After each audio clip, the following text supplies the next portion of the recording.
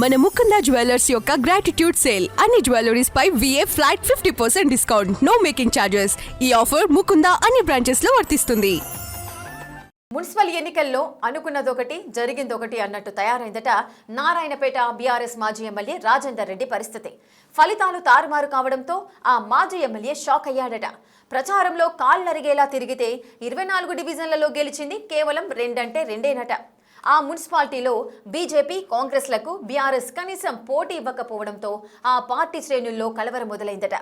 అక్కడి municipal chairman పీఠం BJP కైవసం చేసుకోవడంతో రాజేందర్ రెడ్డి తన రాజకీయ భవిష్యత్తుపై ఆందోళన చెందుతున్నారట. ఇంతకు నారాయణపేటలో రాజేందర్ రెడ్డికి అలాంటి పరిస్థితి ఎందుకు దాపురించింది?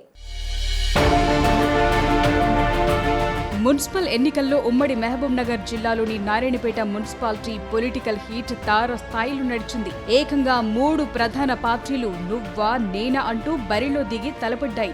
మున్సిపాలిటీని కైవసం చేసుకునేందుకు స్థానిక కాంగ్రెస్ ఎమ్మెల్యే పర్ణికారెడ్డి, కీలక నేత శివకుమార్ రెడ్డి మంత్రాంగం నడిపితే బీజేపీ తరపున ఎంపీ డీకే అరుణ, స్థానిక నాయకులు చక్రం తిప్పారు. బీఆర్ఎస్ తరపున నారాయణపేట జిల్లా పార్టీ అధ్యక్షుడు మాజీ ఎమ్మెల్యే రాజేందర్ రెడ్డి సర్వ శక్తులు ఒడ్డి ప్రచారం దగ్గర నుంచి అన్ని బాధ్యతలు తానే స్వయంగా చూసుకున్నారు. నారాయణపేట జిల్లాలో 3 ప్రధాన పార్టీలు జిల్లా కేంద్ర మున్సిపల్ పీఠాన్ని ప్రతిష్టాత్మకంగా తీసుకున్నాయి. కాంగ్రెస్, బీజేపీ, బీఆర్ఎస్ పోటాపోటీ వ్యూహాలతో తలపడ్డాయి. ఎవరికి వారు మెజారిటీ వార్డులను కైవసం చేసుకునేందుకు పోలింగ్ రోజు వరకు వ్యూహాత్మకంగా వ్యవహరించారు. సీన్ కట్ చేస్తే ఎన్నికల ఫలితాలు 3 పార్టీలను షాక్ గురి చేశాయి. ఎవరికీ చైర్పర్సన్ సీటు దక్కించుకోవటానికి అవసరమైన మ్యాజిక్ ఫిగర్ దక్కలేదు. దీంతో మున్సిపాలిటీలో హంగ్ ఏర్పడిన పరిస్థితి తలెత్తింది.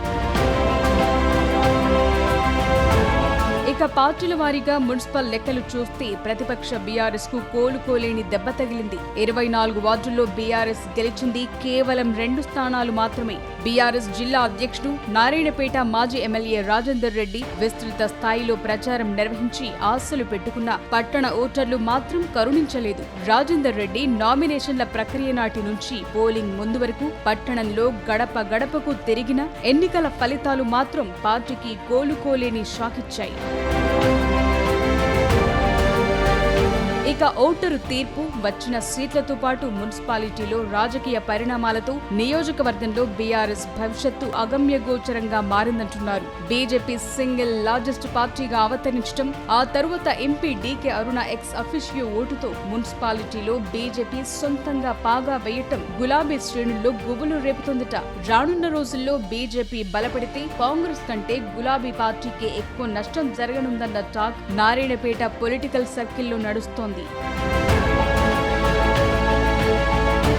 మొత్తంగా 10 సంవత్సరాలు నారాయణపేటలో ఏకఛత్రాధిపత్యంగా ఏలిన మాజీ ఎమ్మెల్యే రాజేందర్ రెడ్డికి మున్సిపల్ ఎన్నికల ఫలితాలు చుక్కలు చూపించాయట. ప్రతిపక్షంలో ఉంటూ, అది కూడా జిల్లా అధ్యక్షుడిగా ఉండి, జిల్లా కేంద్రంలో ఇలాంటి ఫలితాలు కంటి మీద కునుకు లేకుండా చేస్తున్నాయట.